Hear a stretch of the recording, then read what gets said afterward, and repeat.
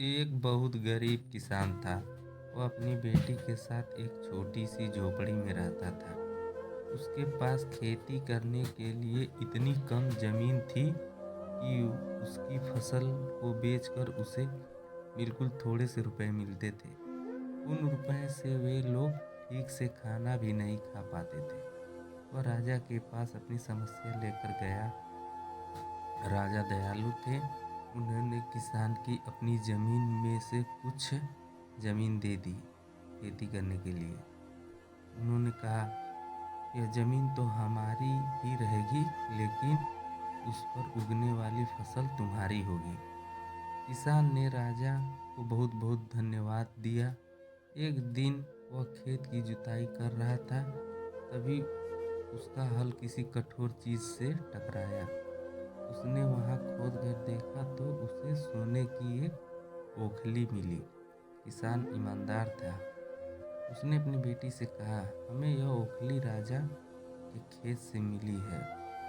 जिसकी जमीन है उसकी यह ओखली भी है, इसीलिए हमें इसे राजा को लौटा देना चाहिए।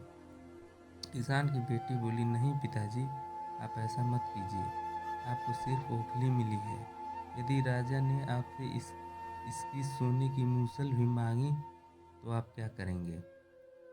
आप इस ओखली को अपने ही पास रखिए। लेकिन किसान को यह बात ठीक नहीं लगी। वह बोला, जो चीज़ हमें मिली ही नहीं वह मांगने का राजा को कोई अधिकार नहीं है। वह राजा के पास ओखली लेकर पहुंचा, लेकिन दरबार में वैसा ही हुआ जैसा कि किसान की बेटी ने सोचा था। राजा ने सोचा कि किसान ने लालचवश मूसल अपने पास रख ली है।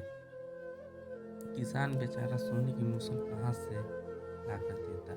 नतीजा यह हुआ कि किसान को जेल में डाल दिया गया। जेल में न उसे ढंग से खाना मिलता था न पानी। किसान को ऐसी गलती की सजा दी गई थी जो उसने की ही नहीं थी। वह खाए पिए बिना निडर हो गया था। लेटे लेटे वह रोता रहता था और कहता था, बेटी की बात मानी होती, काश मैंने अपनी बेटी की बात मानी होती। एक दिन राजा ने उसे ऐसा कहते हुए सुन लिया। उन्होंने किसान से पूछा कि वह ऐसा क्यों कह रहा है। तब किसान ने राजा को पूरी बात बताई। राजा को अपनी गलती का एहसास हुआ। किसान को तुरंत छोड़ दिया गया। किसान की बेटी को राजा ने दरबार में बुलाया। उससे बातें करने के बाद राजा को पता चल गया कि वह कितनी बुद्धिमान है। किसान की बेटी को राज्य के खजाने का मंत्री बना दिया गया। उन्हें रहने के लिए घर और सभी सुख सुविधाएं दी गई। किसान और उसकी बेटी सदा सुख से रहें। किसान को थोड़ा कष्ट जरूर झेलना पड़ा, लेकिन अंत में जीत सच्चाई की हुई।